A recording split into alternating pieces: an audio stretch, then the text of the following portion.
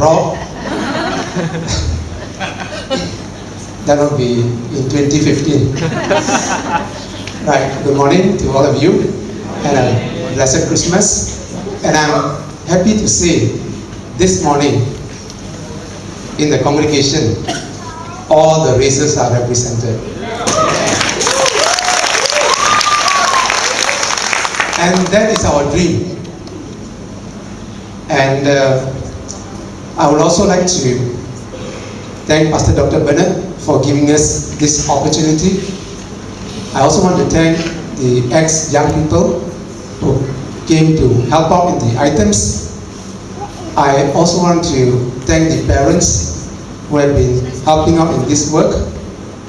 And of course, I also want to thank the person who have done these slides. Right? I'm going to thank ST, she's in the control room.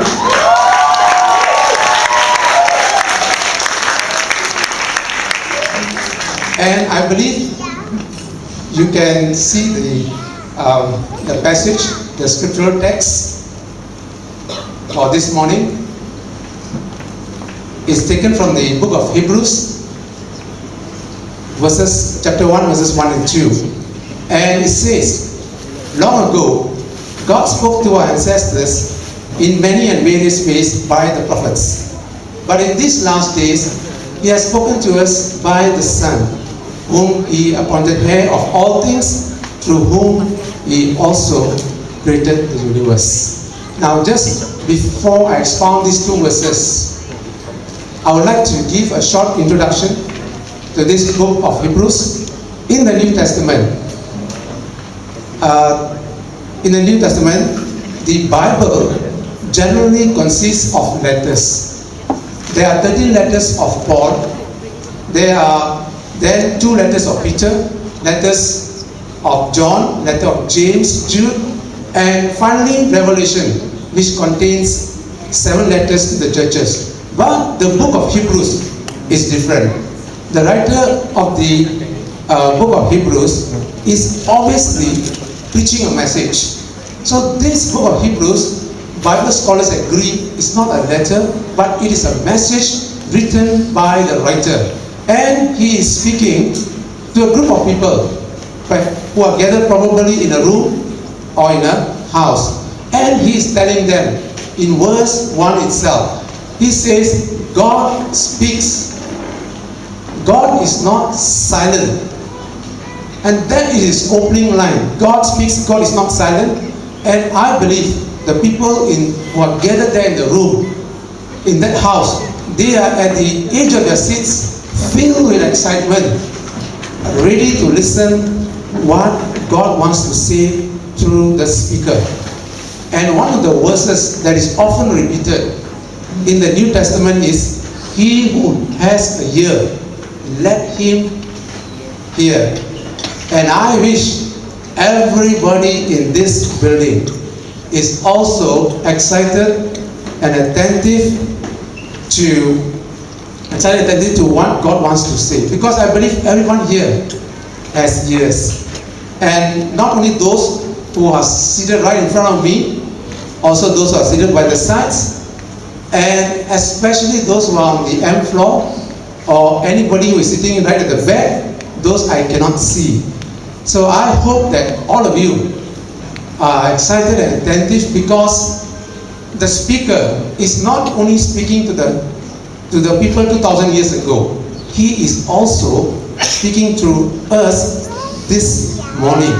And the speaker says, in the past, long ago, God spoke by sending his prophets and his messengers. Verse 1 it says, but now, on Christmas Day, God sends himself.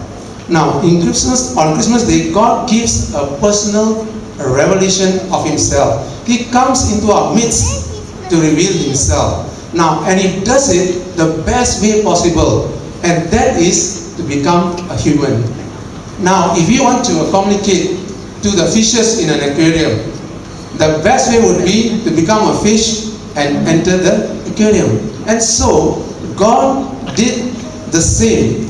He left heaven and he came down to earth, and he did so 2,000 years ago. And he came down not as a superman, not as an adult. He just didn't fly from space and landed on earth, but he came down through a pregnancy. And he came down as a newborn baby. But it was not an ordinary pregnancy. It was an extraordinary pregnancy. It was a supernatural pregnancy. 700 years before this pregnancy took place, the prophet Isaiah, he had already prophesied. And he says, behold, a virgin will be with a child. And so when the appointed time came, something new happened, something that has never happened before. The virgin in Nazareth became pregnant by the power of the Holy Spirit. And this is where I want to say something to everybody who is seated here this morning. The Bible, the God of the Bible, is so certain that only He can foretell the future accurately and precisely. And He says this in Isaiah 42 verse 9. He says, behold, the former things have come to pass. New things I declare to you, He says. Before they spring forth, I announce them to you. Now, there are over 1,000 prophecies in the Bible. Over 500 have already been fulfilled with 100% accuracy. And the remaining ones will be fulfilled at the appointed time. And that is why I want to say to everybody, that's the reason why the Bible is the most feared book in the world.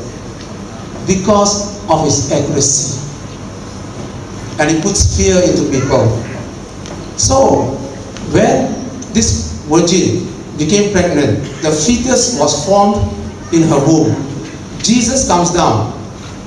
He comes down, makes himself small and tiny, and he enters into the womb of the virgin. That's the reason why Philippians chapter 2 verses 7 to 8 says, he humbled himself and made himself nothing.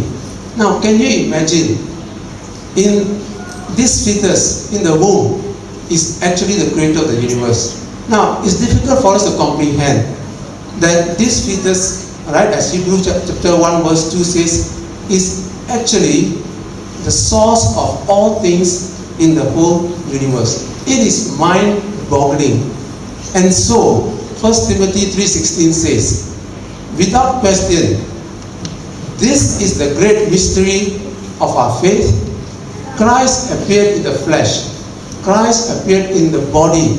Christ appeared as a human being.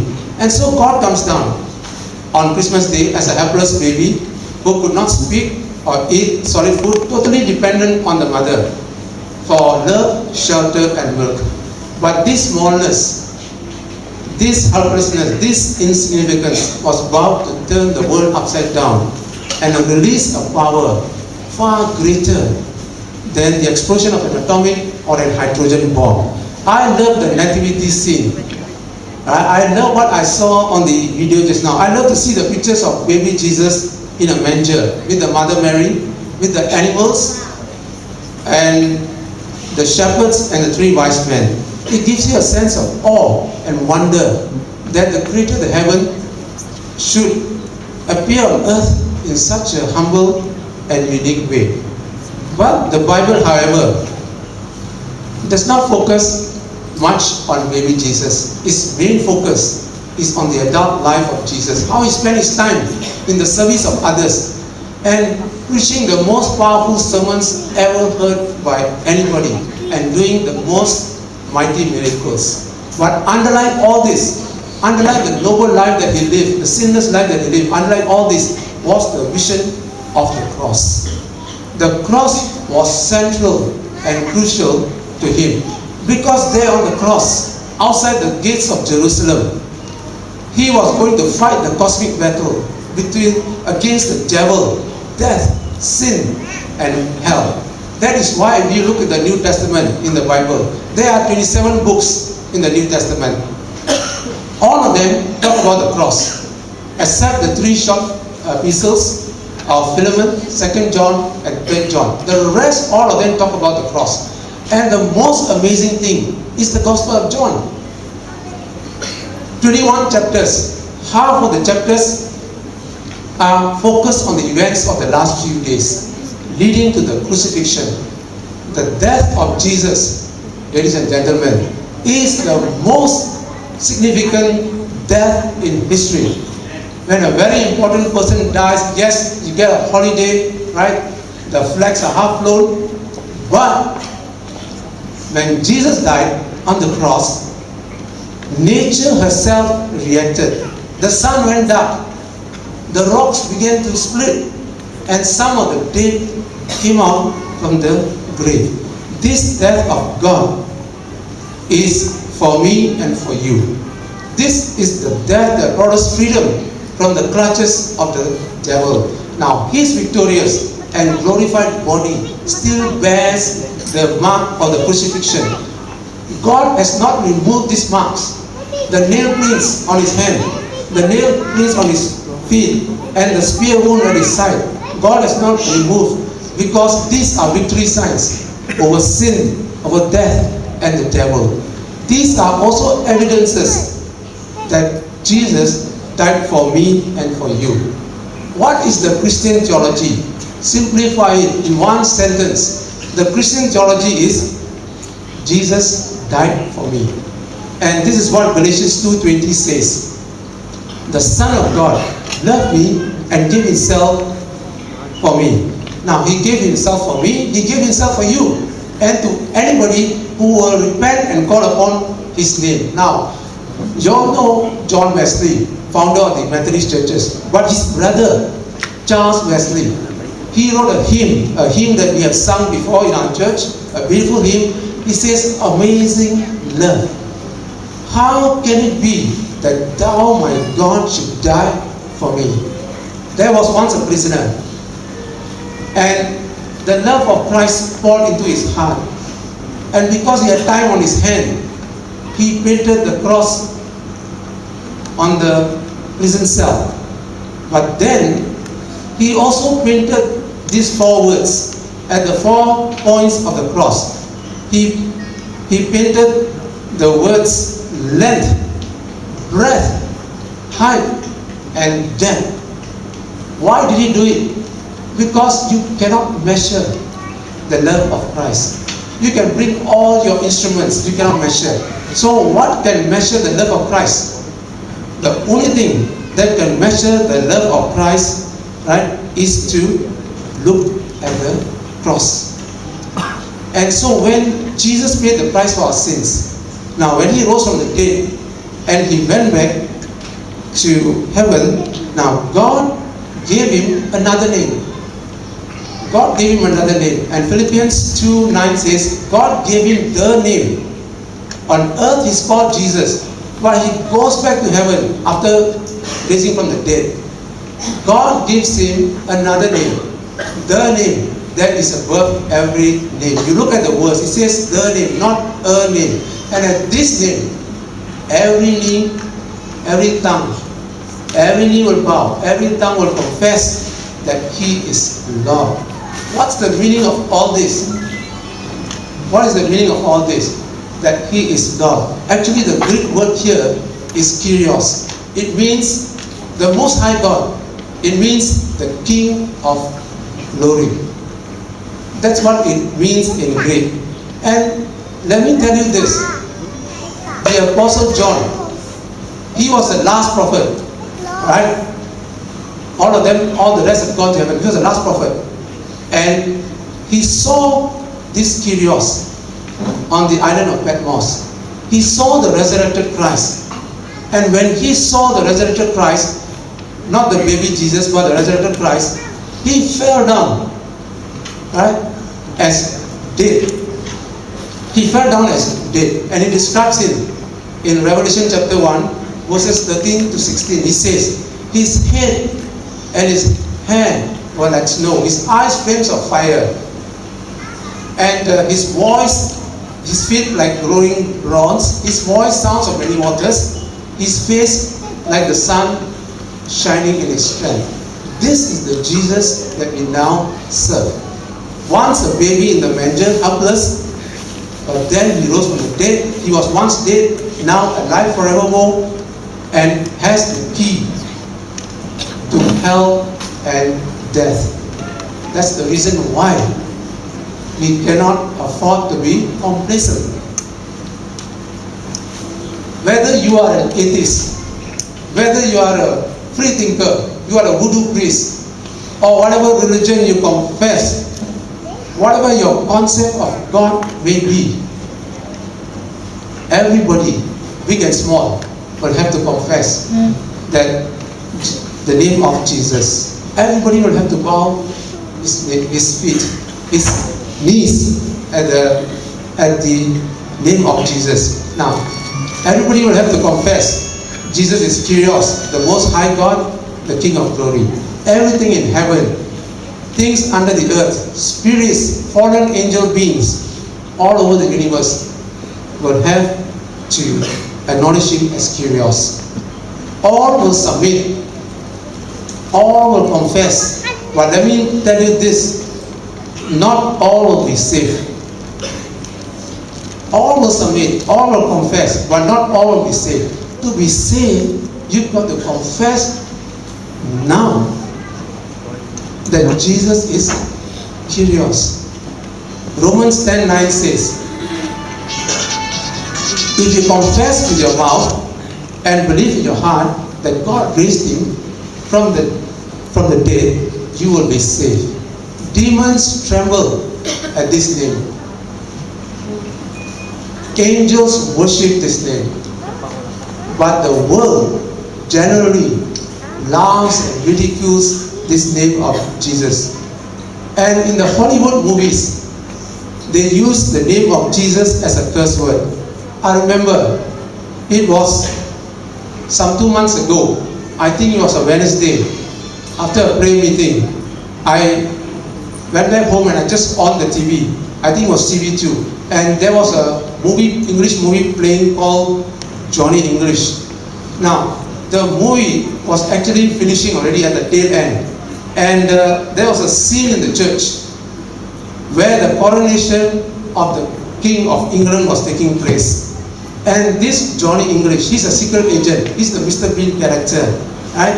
He began to accuse the Archbishop of Canterbury of being an impostor, of being a fake. And then, you're not going to believe this, he also told him that on your buttocks is written, Jesus is coming, get busy.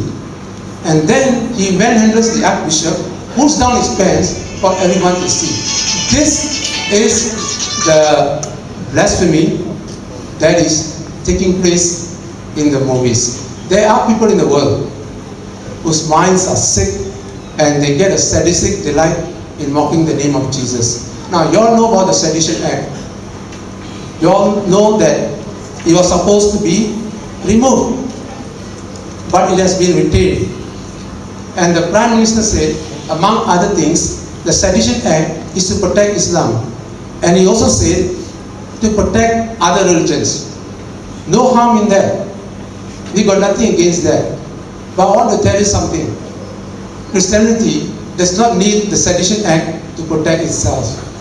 Because Christianity does not need man-made laws to protect it, because Christianity is supernatural. Now, you can curse the name of Jesus. You can burn the Bibles, right? You can mock Jesus. You can tell the speaker to shut up, and you can walk out from here, shutting your ears, right? You can write any part on your body that Jesus is coming, get busy, and put it on the Facebook. It does not matter, right? It's okay, because the day is coming. Everybody, some in shame and regret, will have to bow their knees and confess Jesus is God. No one is exempted. Some people are skeptical, even about the Christmas story. They say it is all fantasy. they say it's a form of escapist mentality. They say, look at the Christmas carols that you people are singing. They are nothing more than pure sentimentalism. They are based on blissful thinking. Just excuse me a minute. Is the phone ringing?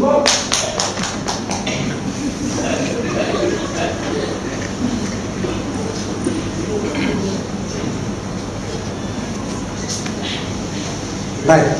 Their allegations are that these carols, they sing about peace on earth. And Christianity has been around over 2,000 years. What peace is there on earth? The whole world is in a mess. And it's getting worse. And yet the Christians are blindly singing peace on earth and goodwill to all men. These allegations are true. I'm sure you can see the world.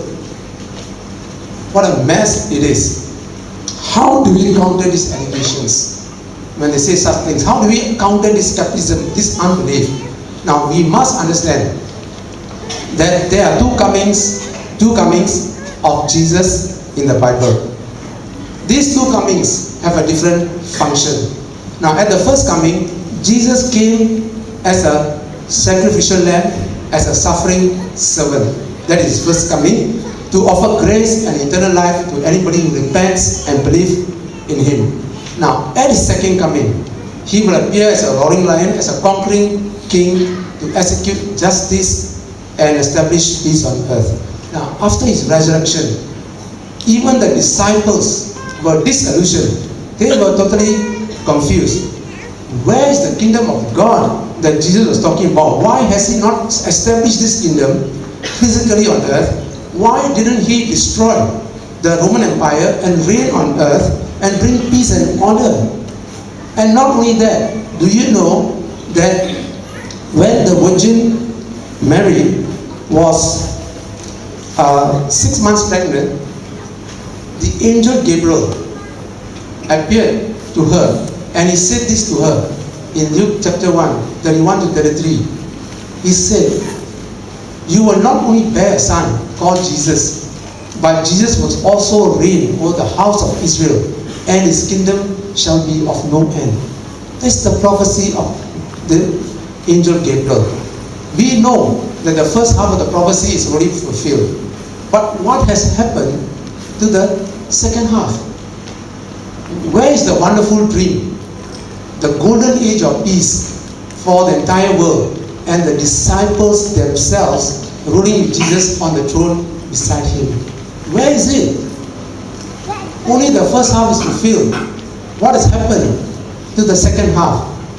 That is why you must understand, when you want to counter these allegations, that the prophecies in the Bible has double applications. This is a very good example, this prophecy. The application of this prophecy is to the two comings of Jesus at the different times. Now the first coming is already fulfilled. That's why we are celebrating Christmas today. So when will the second half of the prophecy come to fulfillment? When is Jesus going to establish his kingdom on earth? Now this is a question the disciples themselves put forward to Jesus as he was about to ascend into heaven.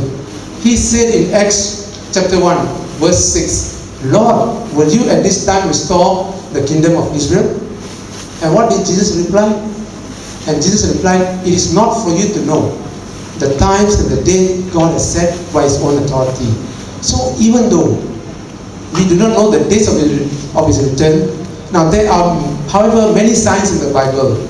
The fact that Israel has become a nation, and the fact that the Jewish people are starting to believe in Jesus, is a major sign that we are getting closer to the second coming of Jesus. Each day as it passes, the day is getting closer and closer. These signs are there, not that for us to speculate the dates, but for us to be watchful, and to be watchful and alert, because he can come anytime. Perhaps today, perhaps tomorrow, right? Perhaps in 2020. Our job is to make sure that we are ready. Now, every year we sing Christmas carols. You know this? Every year we sing Christmas carols during Christmas. And do you know that we are reminded of His second coming in the Christmas carols? Now, take the song we started off just now. When the young people started off the songs, the first song was Joy to the World. Let me give you a short synopsis on the song. The song repeatedly says what? Heaven and nature sing. Now, when will heaven and nature sing? I don't think heaven and nature is singing now. Now, when will it sing? Right? You know that creation is blighted by sin. The ground is cursed, as Genesis 3:17 tells us. And then Romans 8:20 says, creation is subject to fertility. And we can see the reality of these verses. You can watch it on the documentaries on TV, on National Geographic, and you can see how animals devour one another to survive.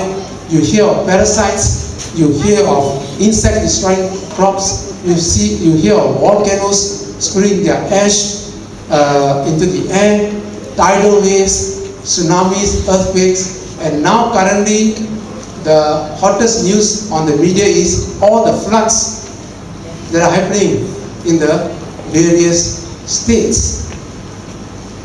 And so the ground is cursed. Creation is in fertility.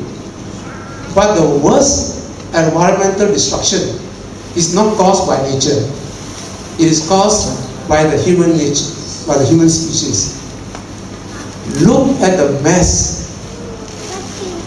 Look at the mess created in Cameron Highlands.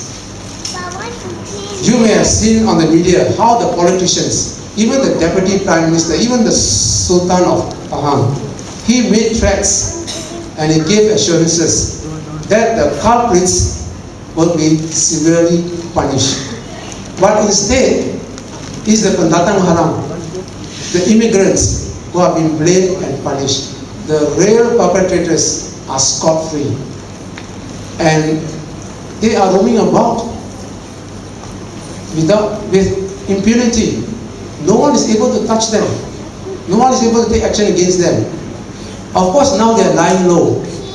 But when the hue and cry has died down, they will re-emerge again and cause more destruction. But I want to tell you something here. They will not escape at the second coming of Jesus. Why I'm saying this? Because the book of Revelation says in Revelation 11:18, God will destroy all those who destroy the earth. They will not escape. The world now is at a major ecological crisis. But when Christ returns, everything will change. Romans 8:21 tells us that creation which is in pain now will be dancing and exploding into fullness and beauty. You saw the young people dancing just now. But when Christ comes, creation itself will dance. And be dancing and exploding into fullness and beauty. And I can imagine even the trees will sing and make music before the returning King. And all things will be made new. Poverty, famine, air, water, chemical pollutions, the crippling diseases of old age will be gone forever. And so what happens? Heaven and nature sing. And then the song goes on to say, He rules the world with truth and grace. Now there is so much destruction in the world. Fraud, lies, hypocrisy in the world, that sometimes you don't even know what the truth is. Now there are smoke screens everywhere to distort and blur the truth. Now that is why we have the expression, I think it's in every culture. It says, tell the truth and shame the devil. Right? Because Satan is the author of lies. Now, on the other hand, truth is greatly emphasized in the Bible because it represents God Himself. Right? Remember, the Bible says Jesus is the true light. Can I have the verses? Jesus is the true light. He is the true bread. He is the true wine. He is the way, the truth, and the life. When Jesus comes, truth will reign. Truth will be everywhere. All that is noble, uplifting, and pure, that personifies truth, will reign. No more will there be doctrines of the devil to deceive the people. And then the song goes on to say, and make the nations prove the glory of his righteousness. When will this happen? When will the nation exalt Christ as the King of glory? Of course, at his second coming, when he sets up his kingdom. And so, Habakkuk 2:14, Isaiah 11:9 say the same thing. The earth will be filled with the knowledge of the glory of the Lord as the waters covers the sea. And then Jeremiah says this, no longer will a man teach his neighbor or a man his brother, saying, know the Lord, because they will all know me, from the least of them to the greatest. Everybody will know the Lord. Everybody will love the Lord. His kingdom will be more wonderful than we can ever imagine. It will be so peaceful. Right? That Isaiah chapter 11 verse 6 to 8, he says, even the wolf shall lie down with the lamb. The lion will lie down with the calf. The nursing child will play with the cobra. Right? And the young child will put his hand into the viper's nest and it will not be destroyed. We are at the very close of his second coming. And that is why we must have a broad perspective of Christmas in our minds. We are celebrating Christmas today. And this is a great occasion. And I want to just thank everybody who have made an effort to come here this morning.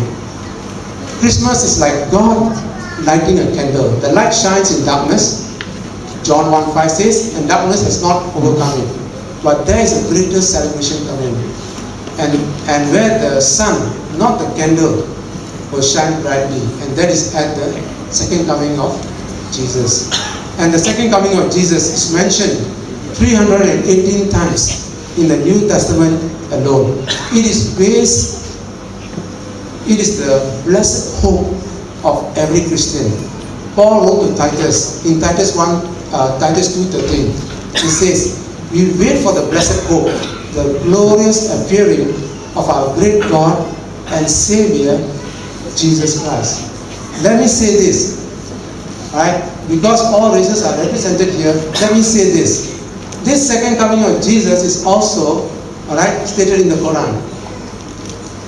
So, the second coming of Jesus is the daily hope and the expectancy of the early Christians. They waited in anticipation every day.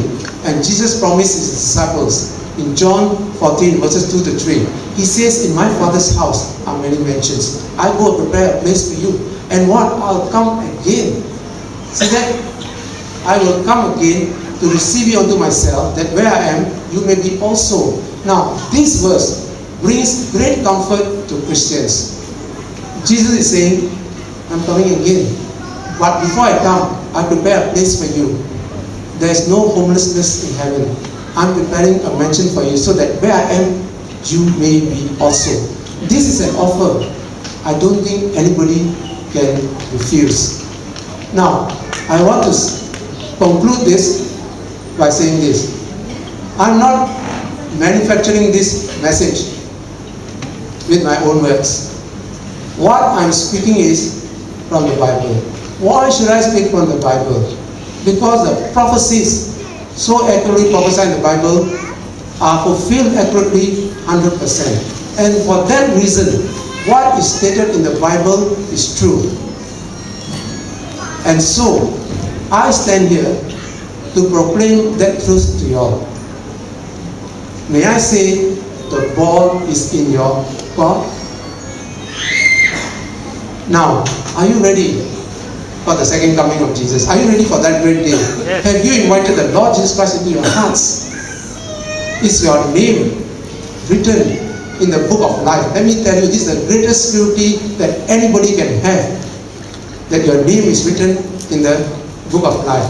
Is your citizenship secured in heaven? If not, you can do so today. Today, you can take this bold step to invite the Lord Jesus Christ into your hearts. Today is the day of salvation, the Bible says. Confess now, it says. Right? Then, like all believers who are waiting eagerly for the second coming, you can cry out in Revelation 22 verse 20, Maranatha, come Lord Jesus, I am ready. Are you all ready? Say amen to that. Amen. But before I go down, I want to put this question forward. If I walk down and I don't put this question forward, my conscience is going to kill me. Is there anybody here who has not received the Lord Jesus Christ? I know what happens. I remember Easter celebration also. Someone came after the service and said, I want to accept the Lord Jesus Christ. I know sometimes you say, yes, the Holy Spirit is touching my heart, but so many people, I'm so self-conscious, can I do it after the service? We got no problem with that. But still, I must say it out. Is there anyone here who has not invited the Lord Jesus Christ in your heart and you feel the Holy Spirit is convicting you, touching you, but you are trying to take the hammer and beat the Holy Spirit? Shut up, shut up. Now is the time. I want to just tell a short story here. I think I was telling to Lemon yesterday, I was telling you the story. There was a judge in San Francisco. He sentenced a man who had contempt for God and sentenced him for 30 days in prison. And the man went down on his knees and began to crawl. He said, Judge, I will go down on my knees and crawl. Please don't send me to prison. The judge said, you don't have to crawl. You don't have to beg. Be a man and go to prison. Right? And so I want to say this to you. Jesus welcomes everybody. You don't have to beg for him to come into your life. All you have to do is be a man or a woman and stand up and say, yes, Jesus, come into my heart. Is there anyone who may want to receive the Lord Jesus Christ?